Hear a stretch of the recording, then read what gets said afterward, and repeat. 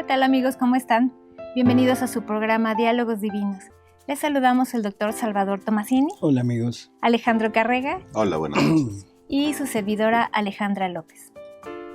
Bien, empezamos. Bueno, pues el día de hoy queremos hacer un programa para variar un poco sobre el tema actual, ¿no? Esto de esta epidemia que está habiendo, esta pandemia que hay.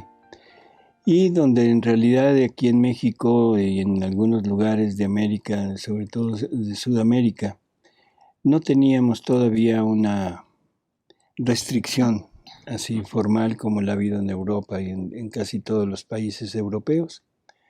Sin embargo, con muchísima tristeza nos acaba de llegar un comunicado que vamos a leer y después nos vamos a referir prácticamente a esta situación de suspensión de actividades religiosas, de funciones religiosas, refiriéndonos a la misa.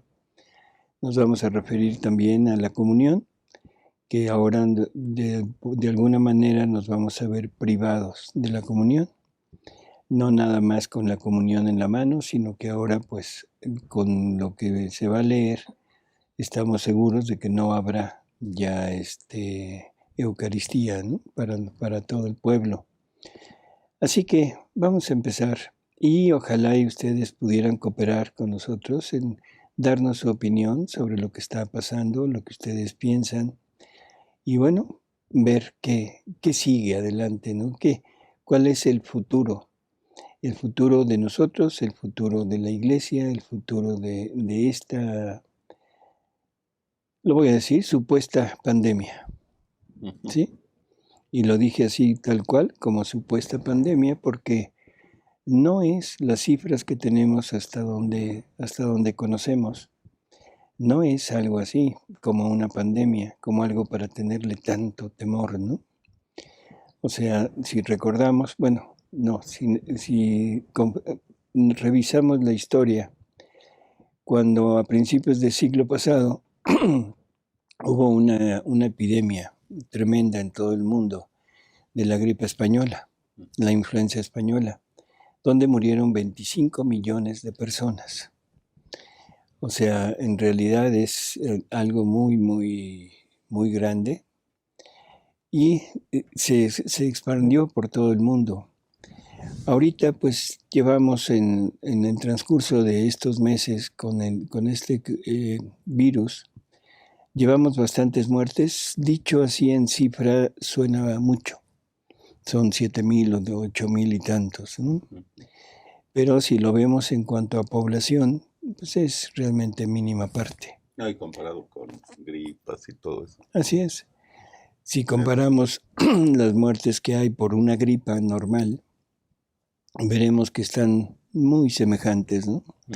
O sea, una gripa normal que se complica con una neumonía y que termina en fallecimiento de la persona, pues también es similar la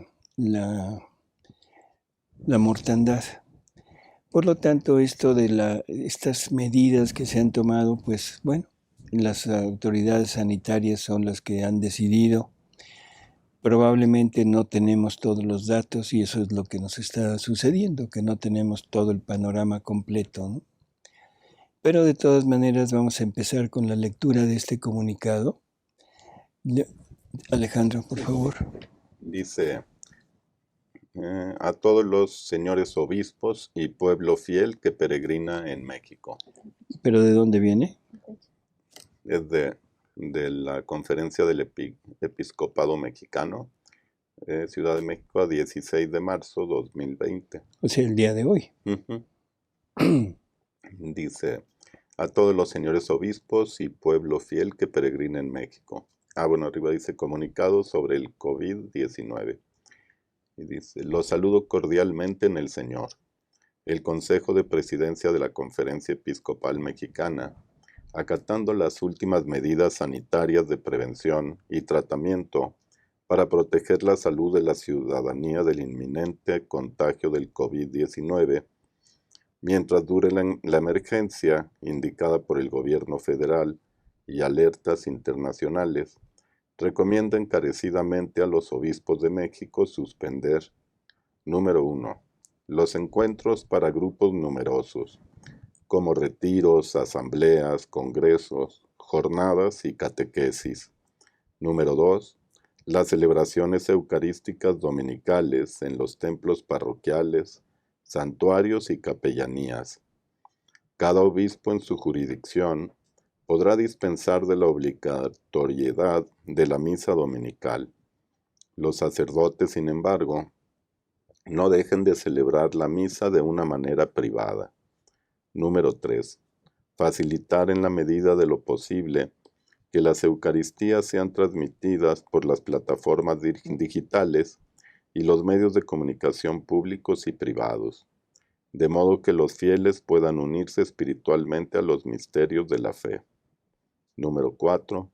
Durante los próximos días, con las medidas sanitarias, los templos parroquiales, si cuentan con laicos que puedan controlar la correcta disposición de fieles orantes, pueden permanecer abiertos para la oración personal y comunitaria.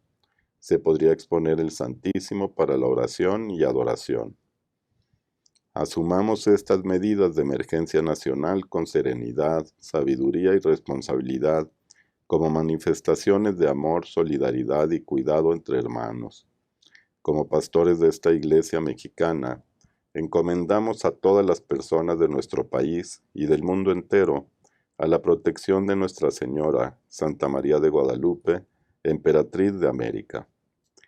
Y firma el presidente de la Conferencia del Episcopado Mexicano. Pues sí, como ven, o sea, ya también llegó esta prohibición aquí a México. Y bueno, tendremos que acatar estas medidas que se están implementando, ¿no? Hay algo que nos preocupa mucho, o sea, cuando nos suspenden, por ejemplo, sobre todo Eucaristía.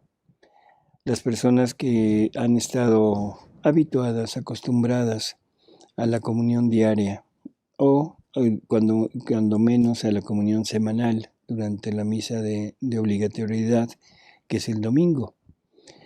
Sin embargo, cuando esto sucede y nos quedamos sin ello, pues nos sentimos como desamparados, como que algo tremendo nos está sucediendo y no tenemos como una tranquilidad espiritual. Hacia allá va todo lo que queremos leer en este programa, sobre todo en los escritos de Luisa Picarreta sobre la divina voluntad, para como aplacar un poco esa ansiedad y acallar esos temores que tenemos, ¿no? Viviendo en la divina voluntad, o sea, esto se subsana de una manera muy, muy natural. Y sobre todo Jesús nos alienta a seguir adelante y nos alienta en cuanto a que su presencia en nosotros no se verá en lo más mínimo mermada, sino que al contrario tendremos forzosamente que estar unidos a Él. Vamos a empezar con la lectura de los libros con las lecturas del libro de Cielo, ¿sí?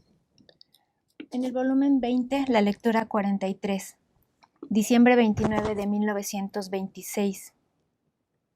Dice Luisa: después de esto mi dulce Jesús como relámpago huyó, y yo quería seguirlo, pero con suma amargura mía veía en aquel relámpago que debían venir enfermedades contagiosas, que estarán en casi todas las naciones, sin excluir nuestra Italia.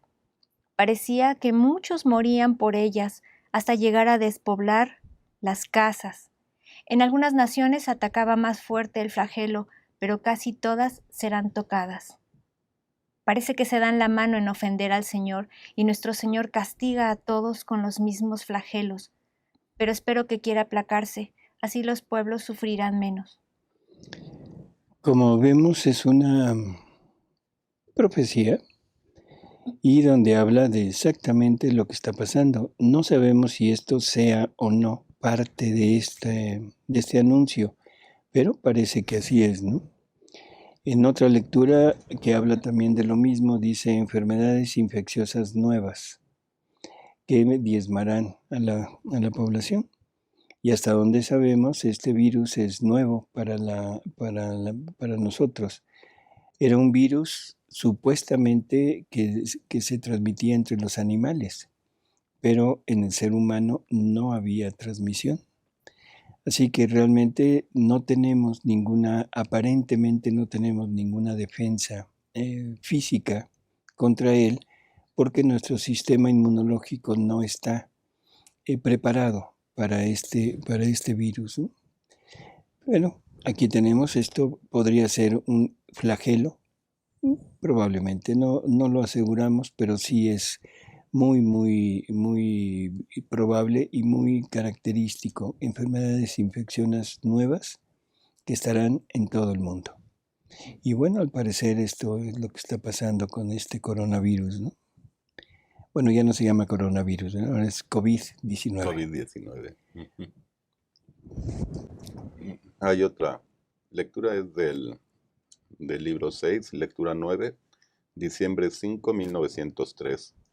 Dice Luisa: no habiendo podido recibir la comunión esta mañana, estaba toda afligida pero resignada, y pensaba entre mí que si no hubiera sido porque me encontraba en esta posición de estar en la cama y de ser víctima, ciertamente la habría podido recibir. Y decía al Señor: Perdón, las circunstancias no tienen mucho sentido. El punto es que se veía privada de la comunión, ¿no? Ujú. Las circunstancias de ella son diferentes a las circunstancias nuestras, pero el hecho es exactamente igual. Verse privado, la privación de Jesús sacramentado, ¿no? Sí, y entonces Jesús le dice: hija mía, pobre hija, ánimo.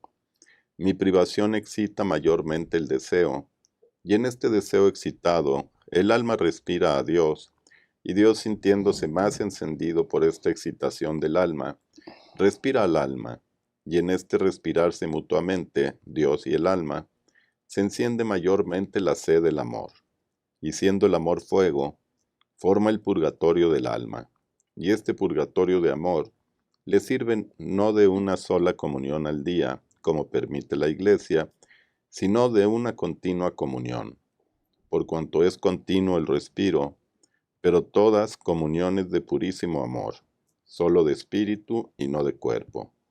Y siendo el espíritu más perfecto, sucede que el amor es más intenso.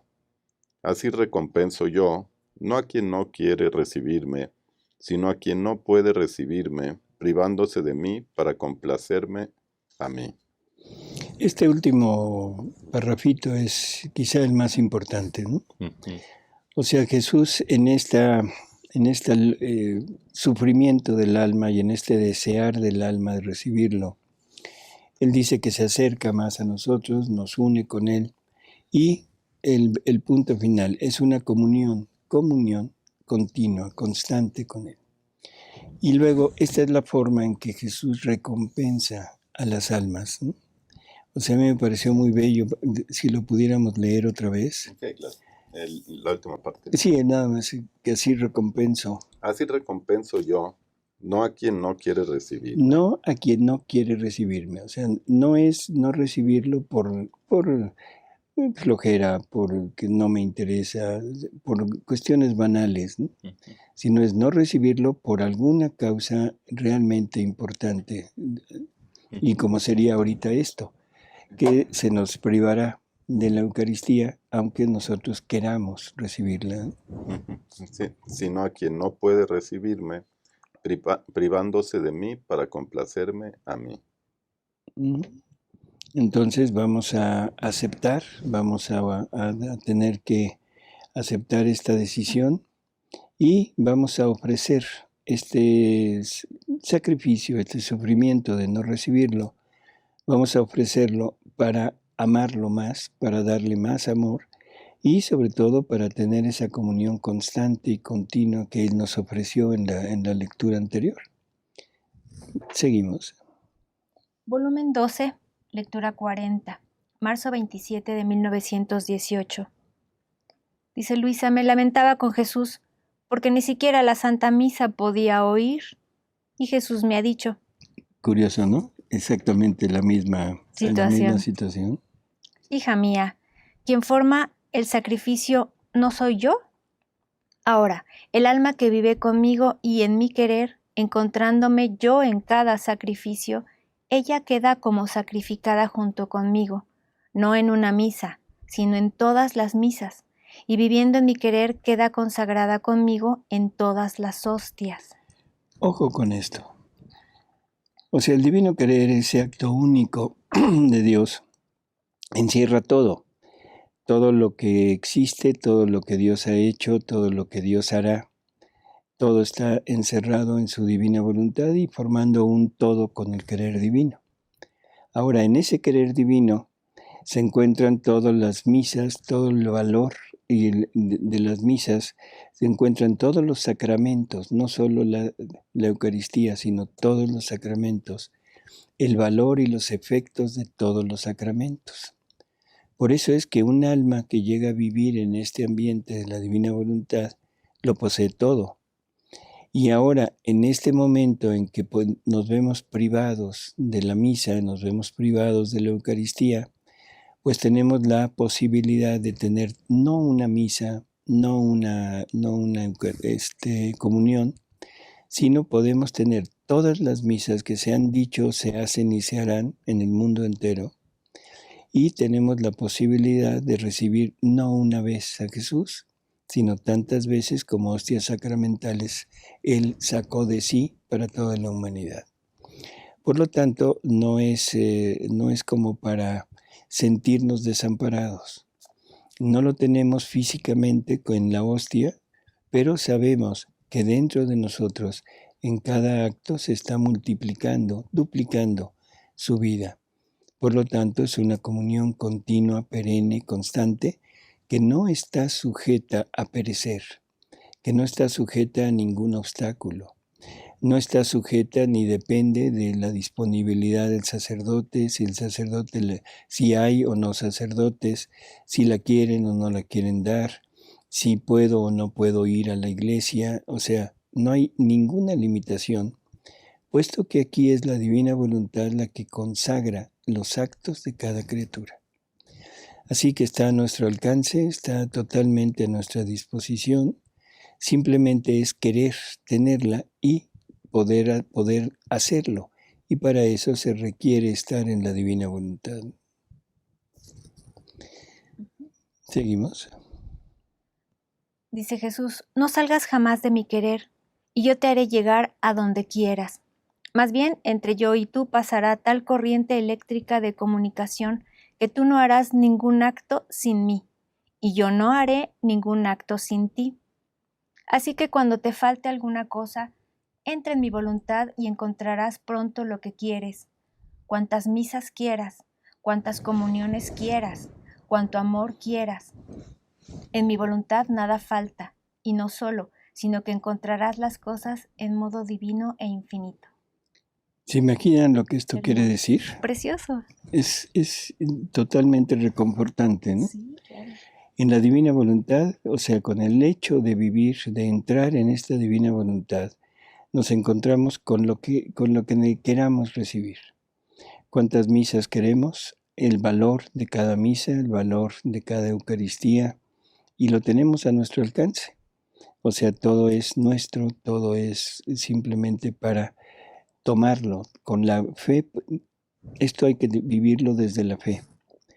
O sea, creyendo que esto es cierto y con la simplicidad para poderlo recibir y para poderlo comunicar, porque también se nos da la posibilidad de comunicarlo a los demás, no en forma física, no en forma material, sino en forma espiritual. Y sobre todo a Jesús nunca le faltará una reparación por todo el sufrimiento que tiene en su vida sacramental. A veces se nos olvida que Jesús en la hostia está repitiendo su pasión. O sea, no es una estancia, ¿cómo diríamos? Sin actividad, sin sufrimiento, sin gozo, no. Está repitiendo su pasión Y no solo eso, sino que está recibiendo todas las ofensas que se hacen enfrente de él. La indiferencia, ¿sí? La ingratitud, el no me interesa, el a veces recibirlo, pero recibirlo sin las disposiciones adecuadas, o sea, sacrilegios. A veces recibirlo y simplemente olvidarlo en el interior, como si hubiéramos tomado simplemente un alimento. Y nos dedicamos a otra cosa, nos dedicamos incluso a platicar, en fin, nos dedicamos bueno, no importa. El caso es que lo dejamos en la soledad. Así que está recibiendo el sufrimiento de su pasión, más aparte el sufrimiento de lo que está recibiendo de los que están enfrente de él. Luisa habla de los tocamientos indignos que se suceden ahí mismo en la iglesia. Y bueno, entonces tengamos presente esto. En la divina voluntad tenemos la posibilidad no solo de recibirlo, sino de repararlo, de hacer todo lo posible para que sus sufrimientos disminuyan. Y la forma de hacerlo es llevándole todo lo que toda la familia humana debería de haberle dado. O sea, tenemos esa posibilidad de multiplicar un pensamiento, una obra, un paso, un latido, cualquier cosa que hagamos, multiplicarlo al infinito para darle a Jesús un pensamiento, una palabra, una obra, un paso, un latido divino, pero multiplicado en toda la familia humana. Así que Jesús quedará sumamente contentado y agradecido por esto, aunque no podamos acudir en forma presencial a estos sacrificios, ¿no? Y ayudamos a dar esa cobertura de todo lo que debe recibir Así es. Jesús, Uh-huh. entre todos los que estamos en la divina voluntad, ¿no? Así es. Dice en el libro 1157, agosto 20, 1913. Leo lo de Luisa. Mientras rezaba, veía en mí a mi siempre amable Jesús y a otras almas en torno a mí, las cuales decían: Señor, todo has puesto en esta alma, y extendiendo sus manos hacia mí me decían: ya que Jesús está en ti, y con él todos los bienes, toma y danos a nosotras. Yo he quedado confundida, y el bendito Jesús me ha dicho. Cosa curiosa, ¿no? O sea, almas que están ahí junto a Luisa y junto a Jesús, y se dirigen no a Jesús, sino se dirigen a Luisa. Y lo que le dicen, ya que el Señor ha puesto todo en ti, es justo que tú nos des a nosotras. Ujú. Así que esto es realmente importante. Lo que decíamos, el alma que vive en la divina voluntad lo contiene todo. Contiene todas las gracias, todos los dones, todos los sacramentos, todo lo habido y por haber divino. Y ahora, si Jesús quiere dar algo, tendrá que salir del alma que vive en la divina voluntad. Por eso es esa petición de estas almas que se presentan ante ella, ¿no? ¿Estas almas serían deviadoras o de purgantes? Yo más bien pienso que sería de purgantes, ¿no? Porque en la actualidad, ya conociendo la divina voluntad, ya sabemos que somos capaces de dirigirnos a Luisa. Podemos ir a ese momento y pedirle, danos el don de la divina voluntad. Pues sí, nada más que el don de la divina voluntad, aunque es un don, es dado, pero se da bajo ciertas circunstancias de disposición. No es nada más pedirlo, no es nada más llegar y decir dame el don, sino es en la disposición de recibirlo y la disposición de enfrentarme a todo lo que eso conlleva, ¿no? Pero sí, podríamos de alguna manera pedirlo así. Entonces Luisa estaba viendo a las almas en la actualidad, a lo mejor veía algunas de nosotras. Probablemente también. Jesús contesta: hija mía, en mi voluntad están todos los bienes posibles. Ojo con eso, todos los bienes posibles. Y eso incluye materiales y espirituales. O sea, no es nada más en la forma espiritual. O sea, el alma que vive en la divina voluntad lo contiene todo. Por eso es que Jesús nos dice que la petición en la divina voluntad ya no tiene razón de ser, porque la petición nace de la carencia. Y si el alma que tiene la divina voluntad lo contiene todo, entonces la carencia no existe. Lo único que el alma que vive en la divina voluntad podría pedir es lo único que le hace falta a la divina voluntad, que es su reino. Su reino en todas las criaturas, y eso es lo que deberíamos de estar enfocados, a que cada acto, cada acción que tengamos vaya con esa finalidad, de pedir el reino de la divina voluntad en todos los miembros de la familia humana. Dice, y el alma que vive en ella es necesario que esté con confianza, obrando junto conmigo como dueña. Todo esperan las criaturas de esta alma, y si no lo tienen se sienten defraudadas. ¿Y cómo puede dar si no está con toda confianza obrando junto conmigo?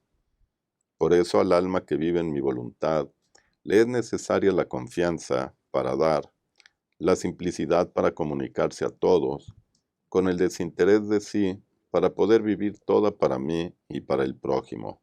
Tal soy yo.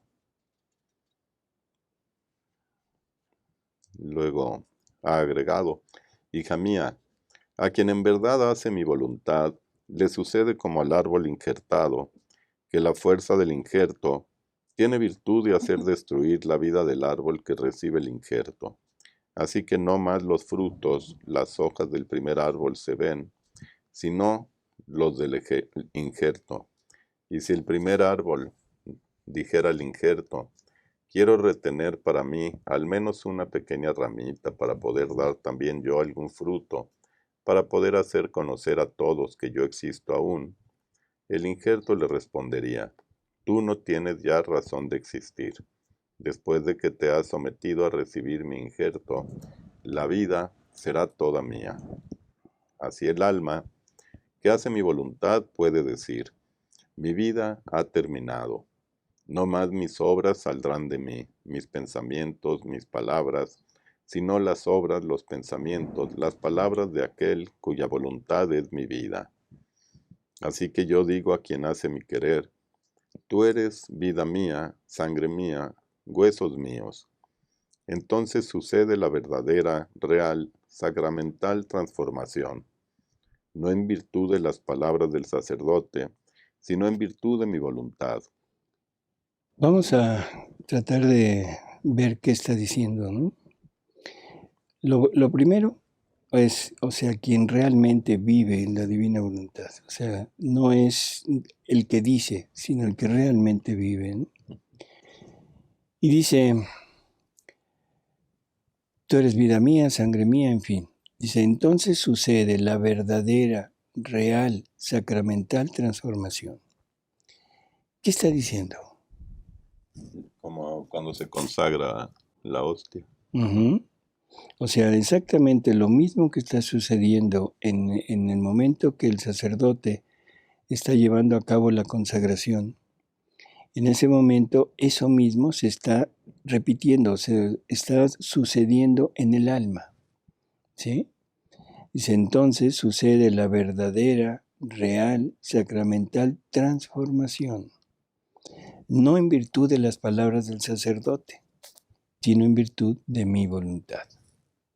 O sea, aquí la que actúa como sacerdote sería la divina voluntad. La forma, o sea, no sería la hostia y el vino, sino serían nuestros actos. Y esos actos se verán transformados, o sea, cambiados en una vida divina de Jesús. Verdadera, real, sacramental transformación. ¿Sí? ¿Se convierte en Jesús? No que se convierta, o sea, vamos a irnos modelando un poquito, sino es que todo lo de Jesús ahora lo tiene el alma. Podríamos decir, es igual a Jesús, pero con personalidad diferente, con una individualidad diferente, pero tiene todo lo que tiene Jesús. Lo mismo que sucede en la Trinidad. El Padre, el Hijo y el Espíritu Santo, los tres son Dios, los tres tienen la misma voluntad, tienen la misma inteligencia, el mismo amor, todos son iguales, menos en la persona. Uno es Padre, el otro es Hijo y el otro es Espíritu Santo.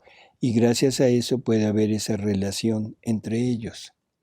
Si fueran todos iguales, no habría posibilidad de que hubiera una relación. Lo mismo va a pasar con la familia humana. Cada individuo recibirá de Dios todo lo que la divina voluntad contiene para almacenarlo en nuestra voluntad. Y ahora nuestra voluntad tendrá que actuar, pero con lo divino, no con lo humano. Por lo tanto, seremos iguales que ellos en el sentido de tener los mismos atributos, los mismos bienes, todo, pero desde una individualidad diferente. Y siendo propiedad de ellos. Y siendo propiedad de ellos. Pero sin embargo, nos lo darán como nuestro y podremos llevar a cabo esa relación que ellos desean de amor entre ellos y nosotros. Sí. A ver, seguimos. Dice, en cuanto el alma se decide a vivir en mi querer, mi voluntad me crea a mí mismo en el alma.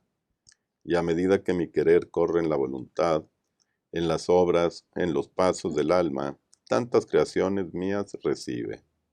Sucede propiamente como a un cáliz lleno de partículas consagradas. Por cuantas partículas hay, tantos Jesús están, uno en cada partícula. Este es el punto, ¿sí?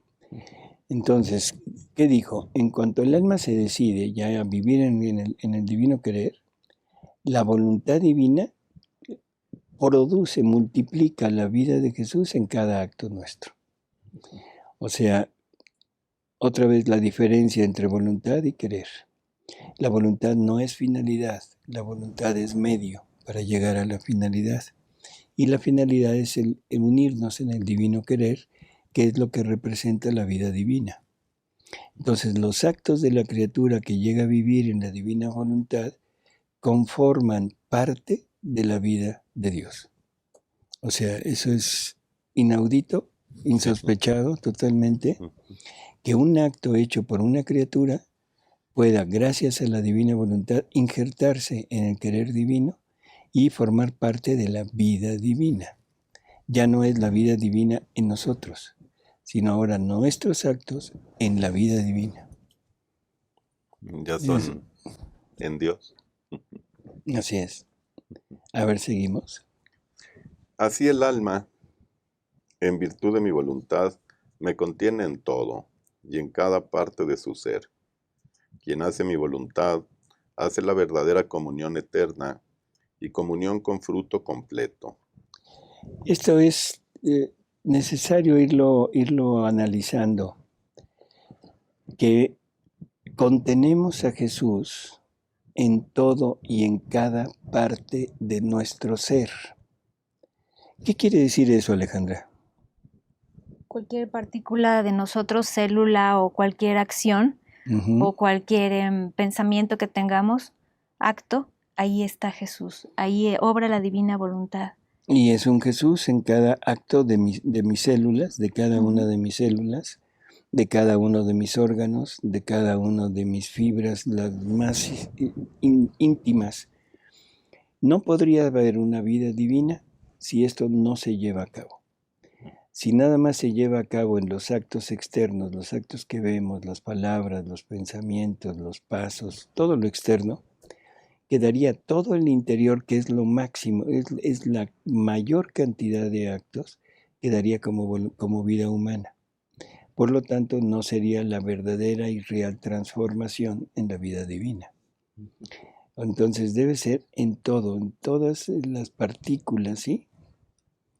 Es realmente impresionante que al mismo tiempo que que la divina voluntad está multiplicando la vida divina en cada acto nuestro, esa misma vida divina queda como alimento para ir formando la vida divina en nosotros. Son dos cosas distintas. Una cosa son las vidas divinas multiplicadas en nuestros actos que quedan como posesión nuestra, y otra cosa es la vida divina que se forma en nosotros. Pero también sirven como alimento a Jesús. Y también sirven como alimento a Jesús. Así es. Bien. Continuamos con el volumen 12, lectura 34, febrero 12, 1918. Continuando mi habitual estado, el siempre amable Jesús se hacía ver muy afligido, y yo le he dicho: amor mío, ¿por qué estás tan afligido? Y él: hija mía, cuando permita que las iglesias queden desiertas, los ministros dispersos, las misas disminuidas, significará que los sacrificios me son ofensas, las oraciones insultos, las adoraciones irreverencias, las confesiones pasatiempos y sin fruto.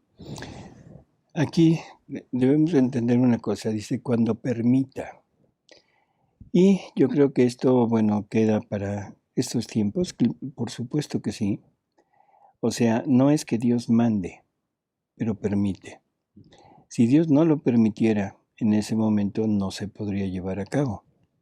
Y algo que Él nos ha dicho, el peor castigo que le puede dar al ser humano es el dejarlo a su libre voluntad. O sea, Sí. el no estarlo asistiendo por medio de su voluntad, sino que se aleja y lo deja a que actúe como sea. Y eso es lo que puede llevar a cabo esto que estamos padeciendo ahorita. O sea, con el pretexto de una infección, Dios está permitiendo que en vez de hacer oraciones de reparación, actos de reparación, o sea, que es lo que la Iglesia siempre ha hecho, ahora debemos omitir esos actos. Eso es tremendo, ¿no? Sí. Por lo tanto, no encontrando más mi gloria sino ofensas, ni el bien de ellos, no sirviéndome más, los quito. Pero este arrancar los ministros de mi santuario significa que las cosas han llegado al punto más alto, más malo, y que la diversidad de los castigos se multiplicará. ¿Cómo es duro el hombre? ¿Cómo es duro? Vamos también a ver que los castigos, los flagelos, no es en forma punitiva, no es en forma de castigo, sino siempre la justicia divina siempre actúa por amor. Y la finalidad de la justicia divina es convertir al hombre. O sea, Dios quisiera que el hombre no se perdiera. Y nos dice que su amor hubiera querido conquistar al hombre por medio del amor. Pero como el hombre no se deja, o sea, y prefiere lo suyo, ahora lo conquistará por el terror. Sí. Es una amenaza, Sí. una amenaza bastante fuerte, y sobre todo que en alguna ocasión dice que como es duro el hombre y que no se convierte a menos de que lo toquen en la propia piel. Y bueno, pues eso es lo que se puede estar sucediendo, ¿no? Sí. Sería un doble castigo porque, por ejemplo, aquí en México, cuando tuvimos los terremotos en 1985, Uh-huh. Las iglesias al día siguiente del terremoto estaban llenas y muchas personas orando, rezando el rosario para que por favor ya no se repitiera, que no hubiera más víctimas, que encontraran a las víctimas que estaban bajo los escombros. Ahí hubo un aumento de fe, pero las iglesias estaban abiertas. Uh-huh. Podía uno asistir a misa, a la confesión, a la Eucaristía. Ahí había la posibilidad de acercarse a Dios por medio de sus ministros y de sus sacramentos, pero ahora no. Está el castigo y aparte está la privación de poder entrar y de disfrutar de los sacramentos y ayudarnos de ellos.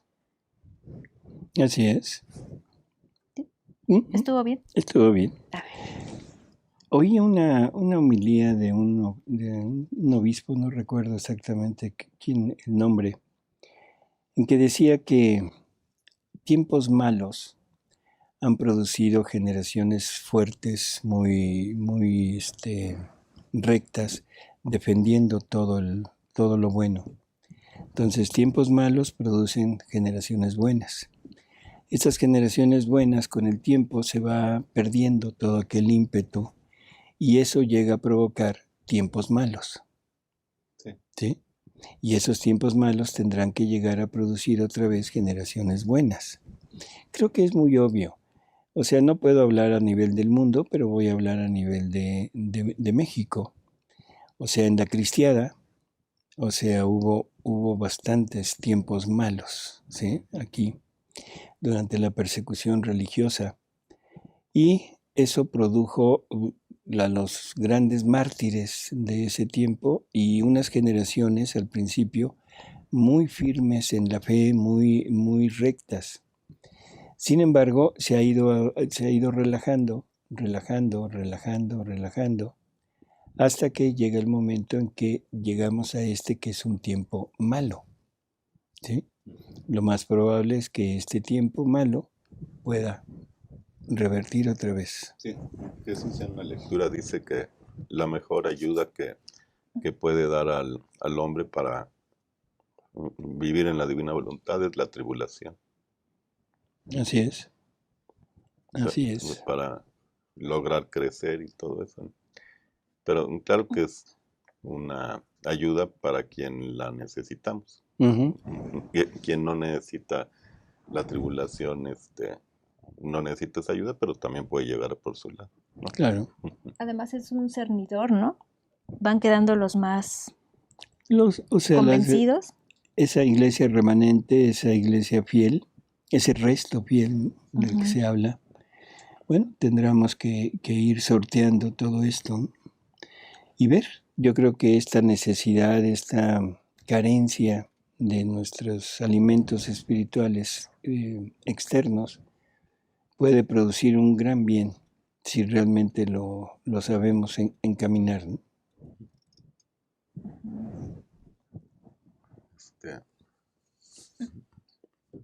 La 2050. Yo la leo. Dice, en la 2050, enero 20, 1927.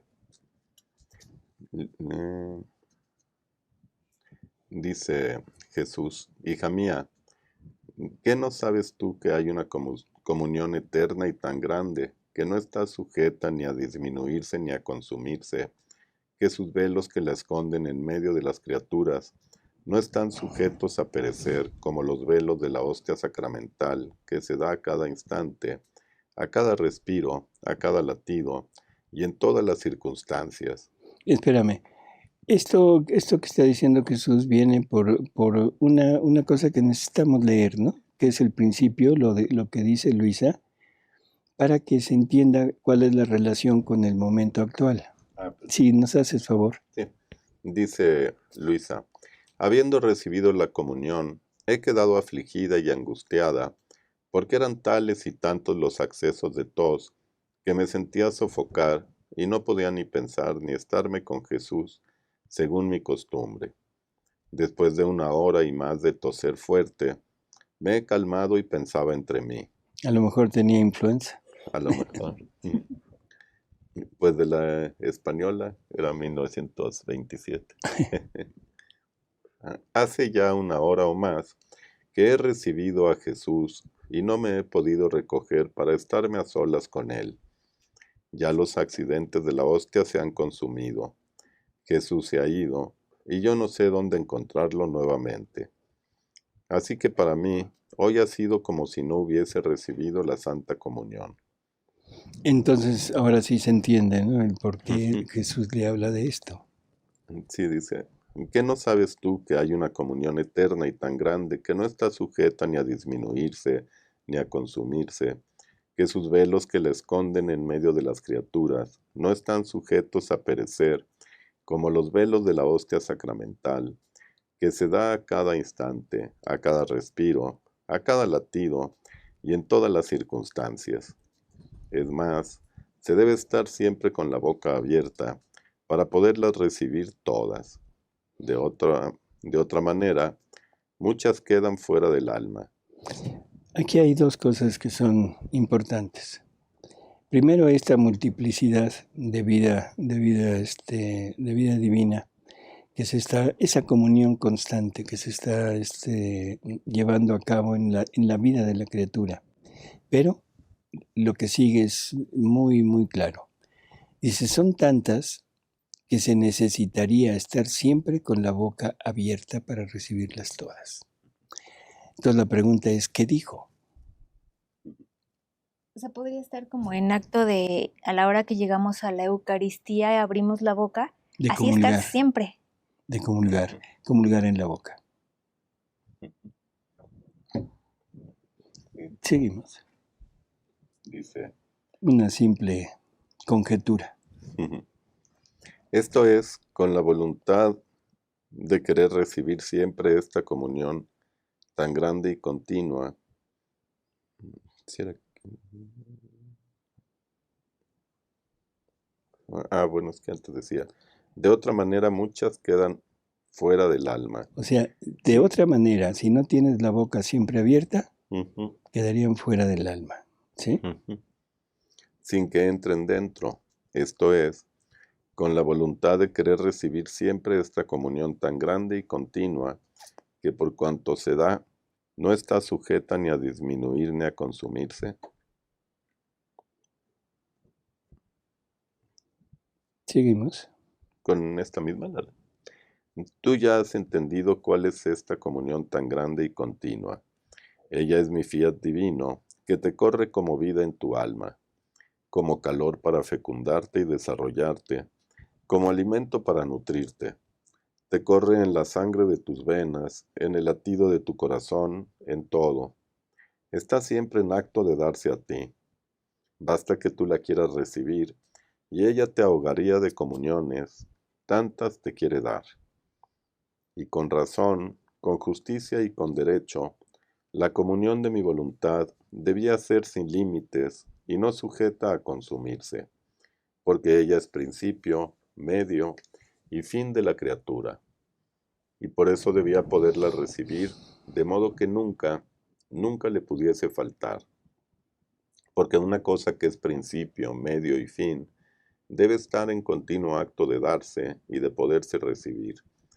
Y si no fuese así, faltaría para la pobre criatura su principio de vivir, el medio para mantenerse, y perdería el fin a donde llegar, por lo que mi sabiduría infinita jamás podría permitir que la comunión de mi voluntad fuese limitada para ella.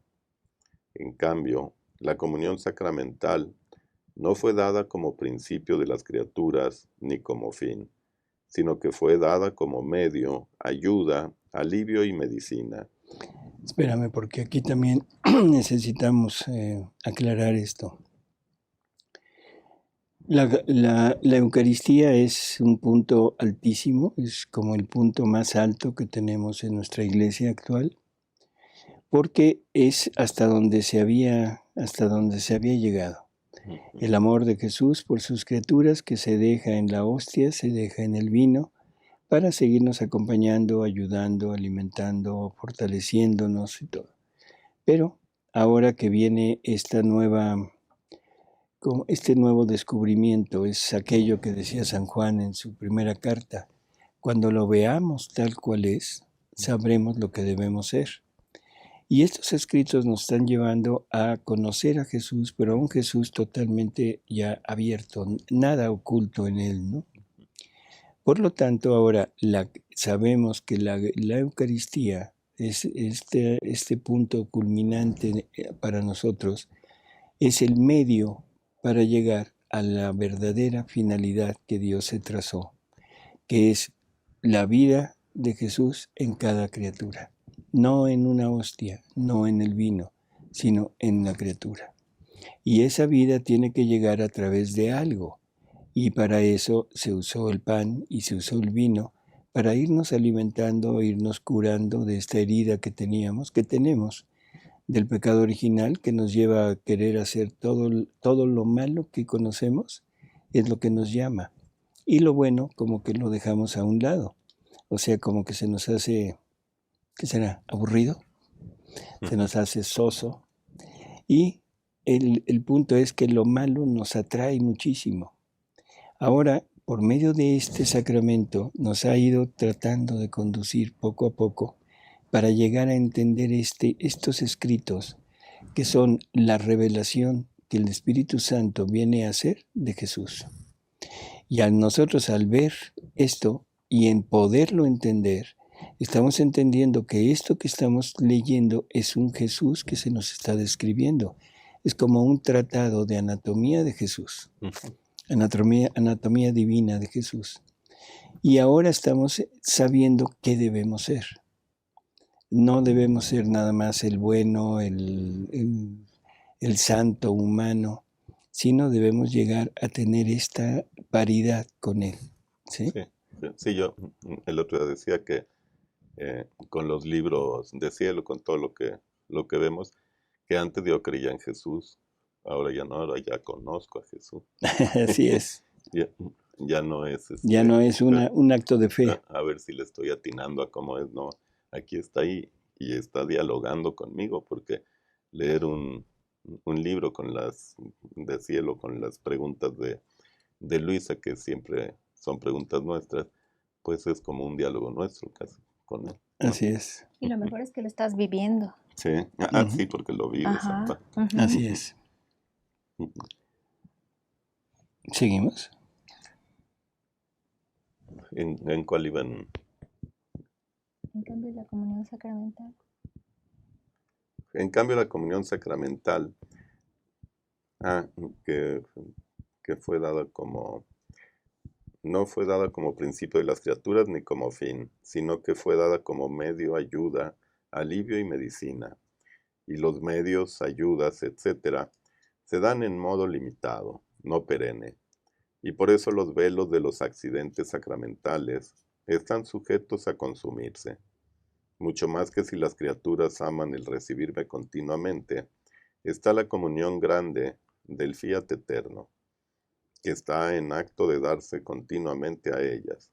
Y sin embargo, tú te afligías y casi te turbabas porque pensabas que las especies sacramentales se habían consumido. No tenías razón de afligirte, mientras en ti y fuera de ti está la comunión de mi querer, que no está sujeta a sufrir ninguna consumación. Su vida está siempre en su plenitud. Ni mi amor soportaría que la pequeña hija de nuestro querer no pudiese recibir nuestra vida divina, siempre nueva y continua. Bueno, vamos ahorita hemos así repasado una leve pincelada de lo que Jesús habla sobre esta comunión que es continua en su voluntad. Ahora vamos a leer algo que es muy consolador. Y digo muy consolador porque por los flagelos, por las privaciones, por todo lo que podamos pasar, vamos a escuchar quién está en nuestra defensa. Quién es quien sale adelante como garante para librarnos de todo lo que pueda pasar. Y bueno, simplemente con esto cerrar el programa para entender exactamente quién es aquel o aquella que nos va a defender. Volumen 33, lectura 40, junio 6 de 1935. Dice Luisa: después de esto continuaba pensando en la divina voluntad y rogaba que se apresurara y que con su omnipotencia que todo puede, venciera todos los obstáculos e hiciera venir su reino, y que su voluntad reinara como en el cielo, así en la tierra. Pero mientras esto pensaba, ante mi mente mi dulce Jesús hacía ver tantas cosas funestas y horripilantes, ante las cuales se conmovían los corazones más duros y quedaban aterrados los más obstinados. Todo era terror y espanto. Yo he quedado tan afligida de sentirme morir y rogaba que evitara tantos flagelos, y mi amado Jesús, como si tuviera piedad de mi aflicción, me ha dicho: hija mía, ánimo, todo servirá para el triunfo de mi voluntad. Si golpeo es porque quiero sanar. Mi amor es tanto que cuando no puedo vencer por vía de amor y de gracias, trato de vencer por vía de terror y de espanto. La debilidad humana es tanta que muchas veces no cuida mis gracias, se hace la sorda a mis voces, se ríe de mi amor. Pero basta tocarle la piel, quitarle las cosas necesarias para la vida natural, que abaja su altanería y se siente tan humillada que se hace un harapo. Y yo hago lo que quiero, sobre todo si no tienen una voluntad pérfida y obstinada. Basta un castigo, verse a la orilla del sepulcro para que regrese a mis brazos. Tú debes saber que amo siempre a mis hijos, a mis amadas criaturas. Me desviviría por no verlas golpeadas, tanto que en los tiempos funestos que vendrán, los he puesto a todos en las manos de mi mamá celestial. A ella los he confiado para que me los tenga seguros bajo su manto. Le daré a todos aquellos que ella querrá la misma muerte. No tendrá poder sobre aquellos que estarán en custodia de mi mamá. Se refiere a la muerte espiritual, ¿no? Ahora, mientras esto decía, mi querido Jesús me hacía ver con hechos que la soberana reina descendía del cielo con una majestad indecible, una ternura toda materna, y giraba en medio de las criaturas en todas las naciones y marcaba a sus queridos hijos y a aquellos que no debían ser tocados por los flagelos. A quien quiera que tocaba mi mamá celestial, los flagelos no tenían poder sobre de ellos. El dulce Jesús daba el derecho a su mamá de poner a salvo a quien ella quería. Cómo era conmovedor ver girar en todas las partes del mundo a la emperatriz celestial, que los tomaba entre sus manos maternas, se los estrechaba a su pecho, los escondía bajo su manto, a fin de que ningún mal pudiera dañar a aquellos que su materna bondad tenía bajo su custodia, custodiados y defendidos. Oh, si todos pudieran ver con cuánto amor y ternura hacía este oficio la celestial reina, llorarían de consuelo y amarían a aquella que tanto nos ama. Bueno, aquí tenemos nuestra defensora. Todo está en darnos a ellos, o sea, en entregarnos totalmente, con una confianza total en ellos. Y esta es la manera en que responderán.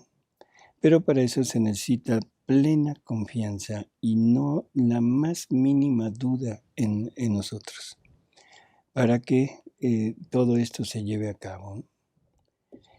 Y bueno, por lo visto hay bastantes participaciones. Entonces, Son comentarios más que preguntas. No sé, pero... Bueno, Luz dice, por ejemplo, doctor, pienso que esto no viene de Dios, sino del hombre, con un fin perverso. Pido a Dios que me corrija si estoy en un error. Lo que pasa es que cuando Dios dice que manda flagelos, es porque permite que los malos hagan cosas. O sea, es el mismo canal. Por eso decíamos que Dios permite.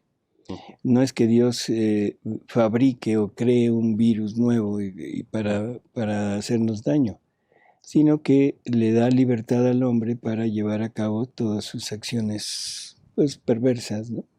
Puede ser por dos vías, ¿no? Por vía natural de la creación, flagelos de huracanes, sismos, incendios, y por vía del hombre, como es esto que estamos pasando ahorita. Sí, pero también infecciones, o sea, recordemos que todo en el mundo está creado por Dios. Dios creó lo que nosotros consideramos gérmenes, microbios, virus, bacterias, en fin.